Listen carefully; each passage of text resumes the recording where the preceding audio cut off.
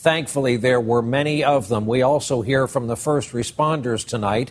That part of this story from NBC's John Yang in San Francisco. When first responders arrived on the scene at runway 28 left, the threat was clear. Jet fuel is leaking out of the plane, and our firefighters entered the plane, began a primary search, and began to extinguish fire. Fire Lieutenant Chrissy Emmons got onto the plane the only way she could, running up the evacuation chute. She quickly found passengers trapped. When we first got back there and saw these people, it was actually pretty clear back there. There was not a lot of smoke, there was not a lot of fire. But by the time we removed the final victim, the fire was banking down on us. We had heavy black smoke. Police officer Jim Cunningham had no protective gear and still rushed in.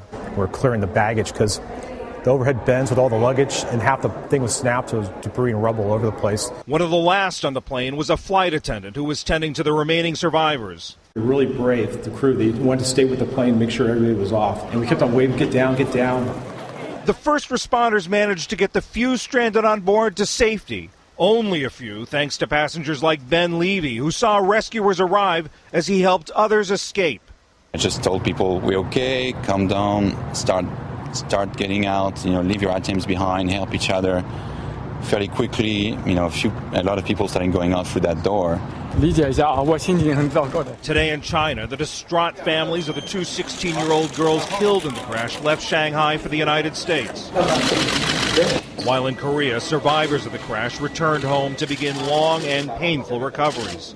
In San Francisco, the focus was on the men and women who answered the call to duty. We're the only cavalry that was there. Nobody else coming right away. So we had to stand there and whatever we could do, how to do it. Risking so much to help so many survive. John Yang, NBC News, San Francisco.